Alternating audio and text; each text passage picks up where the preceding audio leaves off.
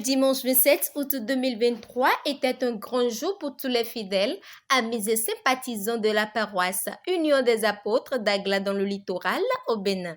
Cette fête annuelle des moissons, célébrée dans le comté de cette édition, est la toute première après le retour de l'enfant prodige de chez le clan Noël Jossou au Saint-Siège récemment annoncé. Réunis autour d'elle tout un monde, ce geste osé et louable devrait certainement être la cause de ce soutien mobilisé. Suivons les moments forts du culte dédié à cette célébration, culte conduit par le suprême évangéliste Guiro Canton. Jéhovah,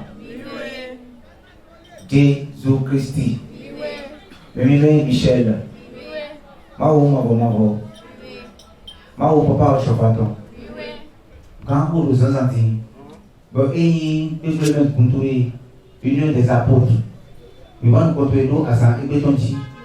Parce que béton blanc, ça n'a pas de nouveau. Beaucoup de nos pères, pétrole, la possibilité, mais on a pris le fait. Nando si coupa qui connaît quoi de qui de chez Champion.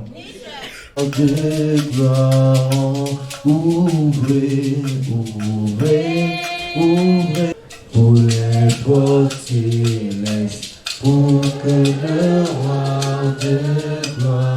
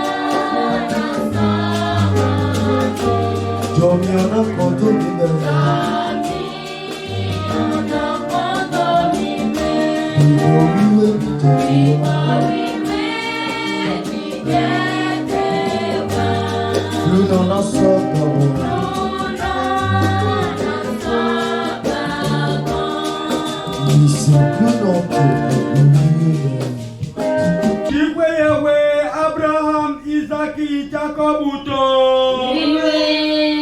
je me réveille Samuel, Biléou, Chofato. Alors, voilà, ouais, Minawa, nous connaissons, Titalo, ouais, acclamado, tonton, et Pasqualo, Miko Bassielo, Awetolo, ouais, nous couillia, si on fait. Mwenena miko bio kweme akumito Union des Apôtres vile leboto aguloto yeuli au kwa wetolato bohemi wanu kotwetu afonwere wenena yeula kotika ibodwaza leboto la komitilo kitometu aguloti botu azowale yeule uli awazaloto wenenuwe nukabe ajitile ile kusua ukia okule azole we agbawa eloleton bona mi jijo wa azalope mimo minozo mi tope mi lo kigore nkan to lo leme.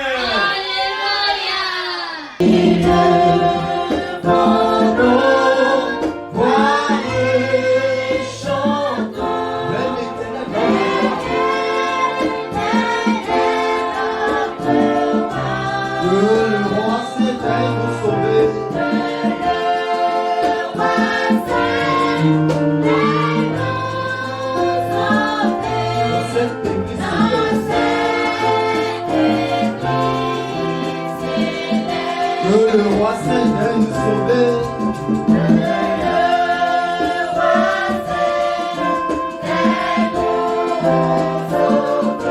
Il nous envoie du secours. Il nous délivre de nos fautes.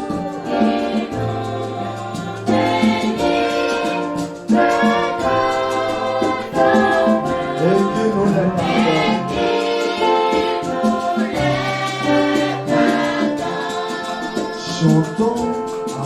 une grande joie.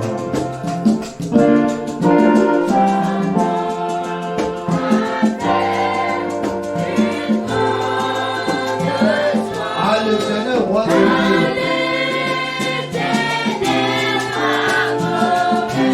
Chantons pour célébrer son amour.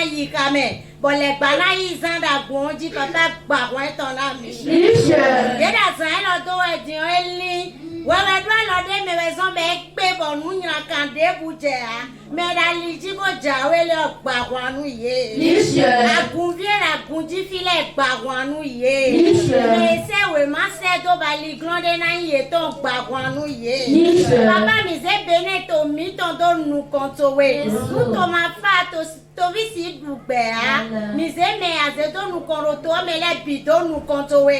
Nous kukende buena bia beza etome. Bona signé we made ma jele agbagwan ton ami.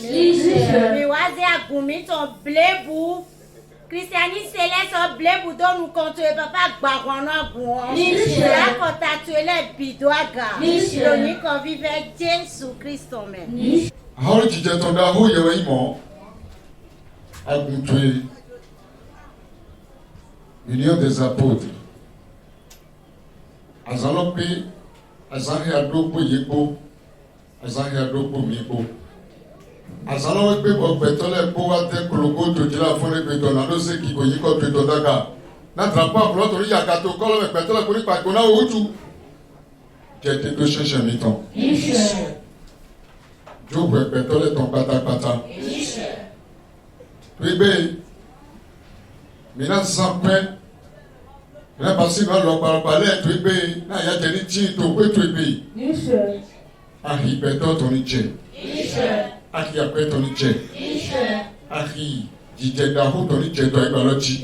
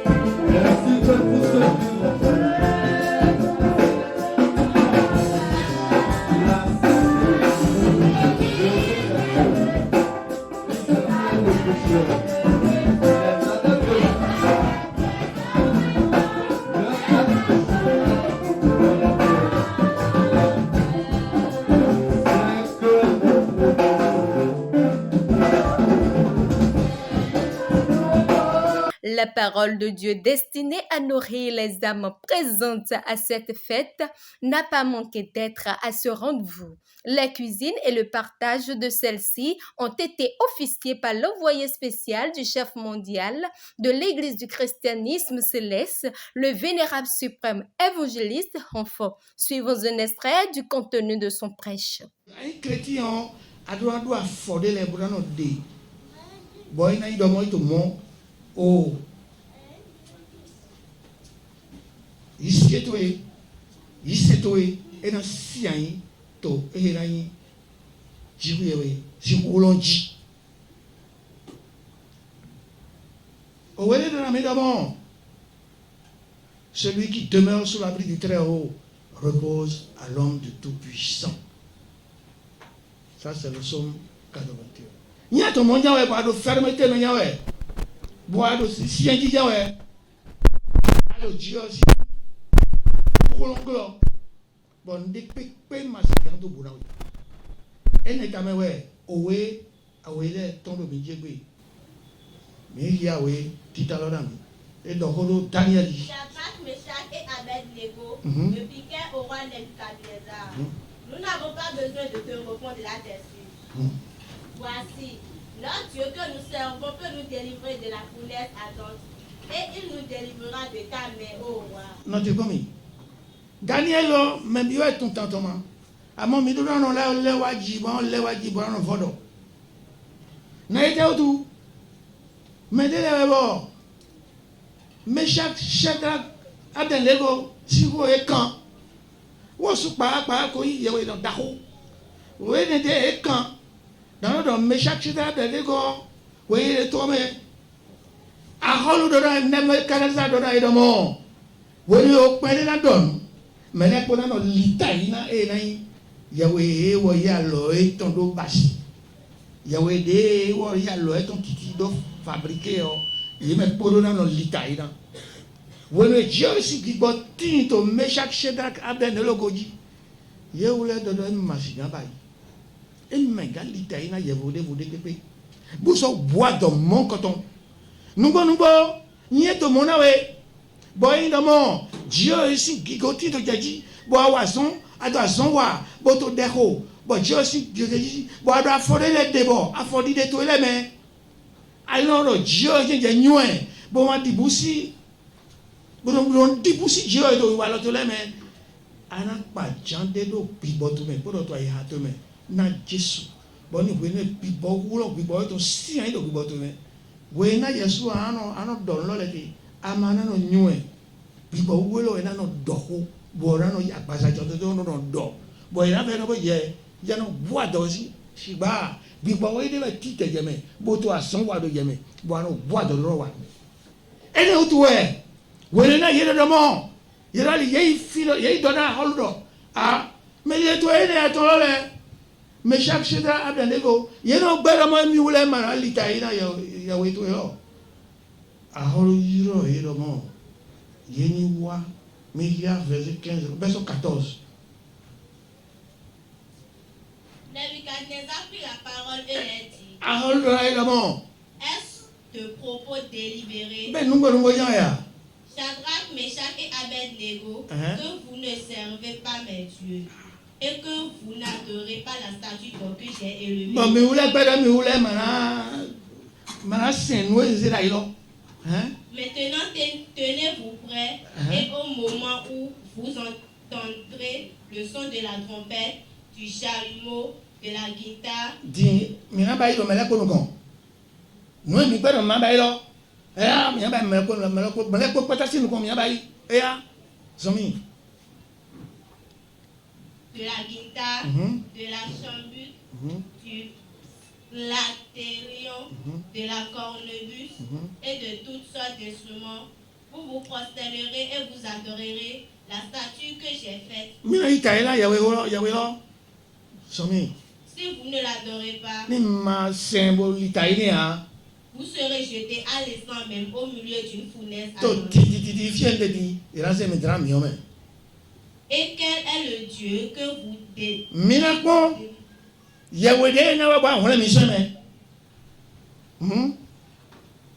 Shadrach, Meshach et Abed-Nego répliquaient au roi Nebuchadnezzar. Nous n'avons pas besoin de te répondre là-dessus. Voici, notre Dieu que nous servons. Dieu est au milieu du système. Et là, moi, la mission de Miolo aussi, qui gouverne un peu au plan de Diaga. Non, nous, il y a Dieu, c'est bon, ado, l'ici, titembe, bon, et là, il s'est trouvé, et l'auto, bon, ou alors, tu l'as ton dali. et mais il doit fermeté là, et mais il doit fermeté, il doit ndolo, et mais il doit fermeté bon, il y a un zoomé, abi il y a un khoifun, abi il y a un do daname, kabi il y a un do zingiti, non. La fermeté dans la foi, dans le silence, ferme, mais dans le silence, dans le calme. Et les Taméwana dans la vie, Kundi de Dopo, Nametaro Yawi, Bleu. Moi, il y a un renfort, et non, il a. Mais les pays renfort, Vaudou comme un. Vaudou comme un. Vaudou China et en zéro comme un. Et non, Azé, Pataki, ouais, il nous aide mes petits aussi. Vaudou comme un rien. Grand-papa qui va dans zé, Vaudou là, il va taille. Et c'est le gars là, mais là, vieux toi d'abord. Baba dit aux autres, Mima, ça, c'est nous, nous n'y a qu'un quai de ouais, et Jodo, boy bassin, de Sainte-Anne, l'église catholique, il connaît le nom Étienne. Et là, mais Jodo, Caravine, là, ton aimé, miton. Bon, et ya, Baba dit aux autres, demain, père à son âme. Mais là, où est ton demain, chef? Demain, il est dans nos vies, il est ton pavé demain. Et c'est, vous doulez, il est forcé. On dépend là, yo, bah, mais ton gars, bébé, il est mis ma soeur, il est ton gars, il est d'idée. Trop de on pas, mais. Des oiseaux, un vaudou, kaka, Asikore, mais, et c'est d'ailleurs. Et là, ma soeur, c'est vaudou là-bas. Nous n'y a qu'un ou qu'un bas. Et mi ou là, vaudou est là. Et mi ou là, n'a toi, fourni. Ni là, il y a, moi, et mi ou là, n'a toi, for blontonnier. Et mais il doit voir l'ontonnier de avant. Mi ou là, n'a toi, foroni. Et mi ou là, toi, foro. Bon, toi, foro, et mi ou là, n'a donné. Et mi ou là, la unie. Et mi ou là, non. C'est ni soya, il y a donc, moi, bon, et mi non, il beau sous. Bon, zan quoi, mi les ton les woulou, qui y a. Bon, et là, ça, il y a ça préparé, mi de là, era so yi era iwule awuru bokolo le de na ido ya do ni jasikolo be yon drando ide le yon dranu awon obscurité no sien do asikolo be dame bon e ya lo mi so no bi home bon home de mi bio emi no do emi no ido we pa npa emi ucho di ale no npa de yo an do jiro fotun e bu mi ucho no abo me no do npa lo le du bon ni ya ni hun ala to wa bo ye se foto lo kaka apade le so no fia me bo mi so no akoro ja yo wa hun po ni bo nlo no blessé ulu si na mi ga le ne se no baba mi no ga lo ndeme ne ga lo deme bo si aze panya won deme o viele ni ma so asi 20 ans avant sa mort il s'est baptisé catholique. Il a laissé tomber. D'abord il avait peur. Et il y a 2 ans maintenant, avant sa mort, il a réuni ses enfants et dit, Madame, c'est quoi le mot? Ma soeur touché depuis 20 ans. Dit, Madame, c'est quoi le mot? Nous demandons, Papa, tu es au Bédaï, nous sommes bé. Bon, mais quoi aussi sûr? Vous connaissez là, oui, il a dit, et là, Madame Maro, on s'en godé là, bon, baïtio, et là, Madame m'a baïné blanc, Chiba. Au final, il est madoué. Bon, mais à part le corps, et il est photos, à part le corps, et il est manassé. N'y a nommé le manassé, les ingoudou. D'ailleurs, sur la Iromi, do, y a un critido, et là, à tiers, Dieu est ton glotto, puis pas où maintenant tout. Il va me dire, ma gola l'ennemi. Bon, à ce que là, il y a un midget. Oui, Andy. Do mio double coteau. N'a mio do, y a manabaï. Mon est donné. Mi do mede pepe mana de soudé de mina diram. Oui, jira so. Ndo nous connaît. Ni jivu ya chauffe attention vite de nous connaît quoi dogu bobo. Bon, yo ta photo no le pokpakpata so ha ko nous connaît. Wa kan de yes l'autre si en boy si en tout. Bon, il me peut pas coudre ma main. Bon, et tout, ça, ça, bon, non, tout tout clame de me mi hore. Il est de ce que il a bon kokolo ala mi haou. Mi no me ma na uba. Ode. Bo yebede. Yebede. Il y a wache to. Ah, bienvenue ouais. Okibo we no lo e. Okibo we no lo e. E wa nu kan ye, e wa gbo adora ye, ni ye gbo adodo jire o shofa tongo. Considérant ba yinga su kan de bebe. Ye malade jire pon bele. Mi no frère, bo wa zone. Bo gbo ye ma ba yi. Nungbo ye ma so dessous là. Amon, ye dakwa mi wa ele ton kaka. Une semaine après, moi mon petit frère ye edo yeme. Edo betona ku to hohime. No kan mi tome betona kuti. Isega dogo bodo ni wele mo. Nungbo et m'a fait 3 mois le président du culte des photos de Louémé et Plateau est décédé. Un matin de bonheur. N'y a pas de bonheur là. On se remet les coups avant chez moi. Elle a dit non, madame, moi là ya. Ni me dirait quand mi tombe là jadi. Qui quoi là il a aucun autre diable. Nous bon. Il boit de bodo lycéen. Bono fermeté, bono foi mais. Quelle est l'idée mi do bon wenena mido. Je ne pas si mi bon numéro mido tomé. Mais pas une profession de foi. Dernier verset du deuxième lecture. Mais pas une profession de foi, ma. De ma son saint. Yewede vode kwekwe. Approchons-nous avec un cœur sincère. Dans la plénitude de la foi. Dans la plénitude de la foi. Les cœurs purifiés d'une mauvaise conscience. Et le corps lavé d'une eau pure. Retenons fermement la profession de notre espérance. De notre espérance. Car celui qui a fait la promesse celui qui a fait la promesse doit être fidèle. Action de grâce, reconnaissance à Dieu en grâce, pas de danse en grâce, joie infinie, grâce pour grâce au roi des rois, roi des grâces, lui qui a rendu possible tout ceci, mérite les présents en action de grâce de tous ces participants à cette réjouissance. Quelques-uns nous livrent leurs impressions. Vraiment, il devrait être un peu d'affluence sur la paroisse aujourd'hui parce qu'aujourd'hui c'est un grand jour et que le jour est un peu primordial par rapport à notre paroisse et c'est notre 10e anniversaire de la paroisse.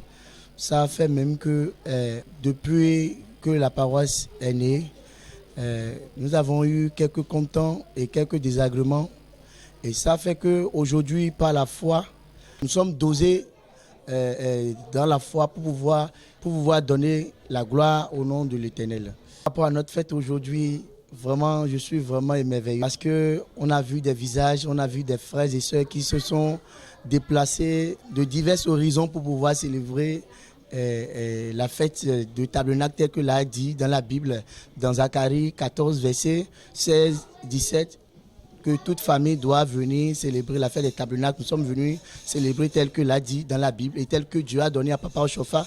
Nous sommes là aujourd'hui pour pouvoir donner un signe par rapport à ce qui se passait d'auparavant jusqu'à aujourd'hui. Je remercie beaucoup toutes les paroissiens qui se sont déplacés pour venir célébrer cette fête avec nous parce que ce n'est pas n'importe qui et ce n'est pas de la gloire de l'homme, mais ils ont pris l'amour de Dieu. Puis c'est ça l'église en fait. Aujourd'hui l'église est basée sur l'amour et ils étaient venus célébrer la fête avec nous. Je les remercie beaucoup et que le Dieu de Papa Oshofa bénisse tout un chacun de nous, tous ceux qui se seront déplacés pour venir célébrer la fête avec nous. Que Dieu les bénisse abondamment. Mino hwe doué, hwe mi ton doué. 2023 si hwe nous mino doué do hwe l'homme. Vraiment, yo volant de français gbede volant avec Dieu tout est possible. Et vivre une misère ou do des amis président to. He sino di mi bo mi na si pe o bo hwe na si ya. O gbede no mi do jile matin di he si o. Mi na du hwe o. Ou yeye afo yeye. Hunde mi mo hwe o gbon hwe l'homme o. Et vivre une mi ta. Bon, mi bien ma ou do. Quoi de vos mains? Ni les votes chemi roulé. 1000 regrets pour les absents. Mais mi de me beto de wale o. Mi donne ou yedo. FIFA ma ou ton an po ha men bise. Bon, me de wa bo ase pon lopo de me. Me de do zoga. Me de jo funde me de téléphoner ya. Bodo huya na ihwe sinu mi o. Akuno gbero ton an blo me bise ton do. Bon ve, akun vi union des apôtres ton. De non wa bono ida iledo. Yeni kenklen. Bon nous alors étant et dans nous alors et dans hefu me he no sude. Ajala lazion minize alors bosudo ajala lazion. Bon nous ajala lazion nisu. Do e no jihan rokpo bonde nja biomi bo ja bio papa che mama che no viche leo ewe yete e no jihan de bonodo mi etanu mi nu mi jalado e o mi etanu mi nu mi jalado mi etanu mi nu mi jalado e o mi etanu mi nu mi jalado yewe ganda ho da ho le yelewe jalagun lodo mi etonu mi nu mi jalado papa gba osile yelewe jalagun lodo mi etonu mi nu mi jalado mi etonu mi nu mi jalado e o mi etonu mi nu mi jalado e na chenu me bise de wa hwe asiteme o mi kekle bonu minisi alo bo pedo si bonu zionisu. Ça s'est bien déroulé. Tous ceux qui commencent bien finissent bien. On rend grâce à Dieu. C'est agréable. J'ai apprécié ça. Étape par étape, j'ai aimé. Comme moi-même, je suis céleste. Donc j'ai aimé. Soyons unis. Que Dieu nous prête aussi vie pour que l'année prochaine soit un succès. Aujourd'hui, nous sommes en train de fêter notre 7e édition de notre vent de charité. Ça fait aussi 10e anniversaire de la paroisse. J'étais vraiment en joie. Pourquoi? Parce que j'ai vu celui que je n'ai jamais vu sur cette paroisse. Ils sont tous arrivés. Secondo, j'ai vu le grand responsable de l'église du christianisme céleste, le maître des chorales, Papa Patrice Nombimé, est arrivé sur cette paroisse. Secondo, j'ai vu notre papa Akbadiga. Lui aussi, il était sur les lieux. Et la paroisse m'a également envoyé son représentant sur cette paroisse. Donc la paroisse était envahie des grands dignitaires de l'église du christianisme céleste. J'étais très content. La paroisse est animée d'une joie abondante ce matin. Je remercie tout le monde.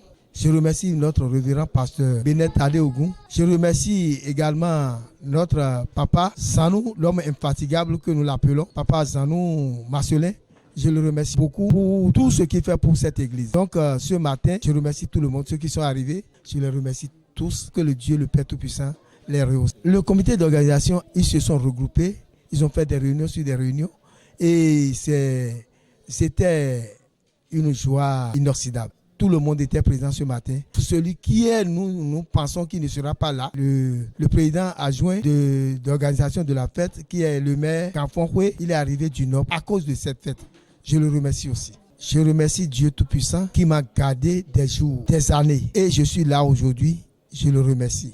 Je remercie aussi mon cousin Agba Olonton, ça aussi, Isaac Tidjoro Paul, que Dieu de Chofa le remercie à ma place. Parce qu'il a mérité. Il est digne fils de ma famille. Et Dieu l'a rehaussé jusqu'à maintenant. Je le remercie beaucoup parce qu'il a mis ses pieds ici aujourd'hui et il a manifesté sa présence envers tout le monde. Je le remercie avec toute sa chorale. Tous ceux qui quittent sur la paroisse qu'il est en train de diriger aujourd'hui, je les remercie tous. Que Dieu les gardera, leur donne de longues vies. Et tous ceux qui ont resté la nuit, hier, aujourd'hui, depuis le vendredi 18, je les remercie tous. Que Dieu de Chofa les bénisse. Merci. L'Éternel reste Dieu et ne changera jamais. Ses promesses restent réalisables et le seront à jamais. Obéissons juste à sa parole et ses bénédictions jailliront. En tout cas, le vénérable suprême évangéliste Woli René Bokokbe, chargé de cette paroisse en fête, a dû comprendre et réorienter ses brebis sur la voie du bonheur. La vente de charité était aussi à l'honneur. Que Dieu nous garde jusqu'au rendez-vous de l'édition prochaine. Amen. Shalom.